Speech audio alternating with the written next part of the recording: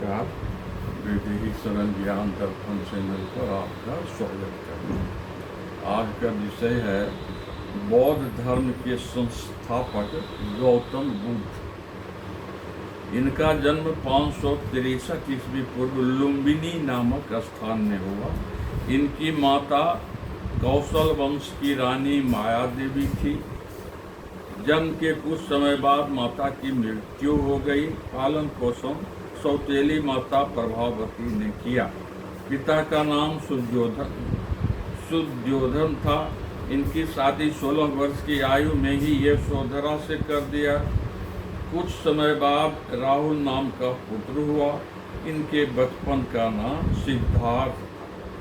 ये गंभीर स्वभाव के थे। एकांत में बैठकर चिंतन किया करते थे। एक दिन रथ पर सवार होकर भ्रमण को निकले। रास्ते में एक बूढ़ा, एक मरीज, एक अर्थी और एक सन्यासी को देखा। दृश्य देखकर इन्हें दुख हुआ। तब इन्होंने सन्यासी बनने का संकल्प किया। एक रात्रि अपने पुत्र एवं पत्नी को छोड़कर घर से निकल पड़े। गुरु की खोज में मगध की राजधानी राजगृह पहुँचे। वहाँ कुछ दिन एक तपस्वी के पास रहे, लेकिन संतोष नहीं मिला। अंत में ज्ञान प्राप्ति के लिए स्वयं ही तपस्या प्रारंभ कर दी। कठोर तप से शरीर जर्जर हो गया। ज्ञान प्राप्त नहीं हुआ। घूमते घूमते गया पहुँचे।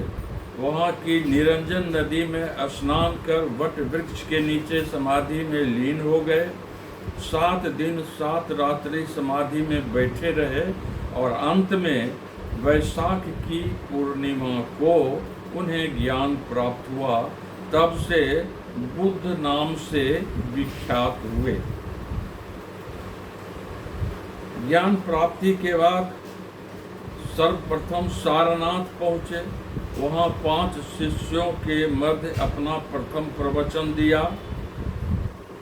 फिर संघ बनाकर धर्म प्रचार करने लगे। एक शिष्य ने प्रश्न किया कि सच्चा सुख किसे मिलता है? बुद्ध ने उत्तर दिया, जो सत्य, अहिंसा और शील को अपनाता है, सद आचरण पर अटल रहता है, उसी को सच्चा सुख मिलता है। धर्म का आशय है कर्तव्य तथा सदाचार। जो आत्मसंयम, आस्था तथा सत्य पर अडिग रहता है, वही मोक्ष पाता है। लालच करने से मनुष्य जन्म मृत्यु के चक्र में घूमते रहता है। सर्वप्रथम तृष्णा, मोह, ममता से छुटकारा पाने का संकल्प लेना चाहिए और अंतिम समय में कुशीनगर पहुँचे और वहाँ 80 वर्ष की आयु में निर्वाण प्राप्त किया। इनकी शिक्षा के 4 प्रमुख सत्य थे। प्रथम, दुख ही जीवन का सत्य है। दूसरा, दुख की जननी तृष्णा है। तीसरा, तृष्णा का शमन करने से विषाद होता है।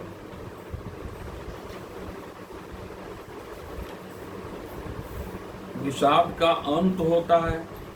सम्यक दृष्टि, सम्यक संकल्प और सम्यक वार्ता, सम्यक कर्म, सम्यक जीविका, सम्यक व्यायाम, सम्यक स्मृति तथा सम्यक समाधि द्वारा तृष्णा का शमन होता है। धन्यवाद।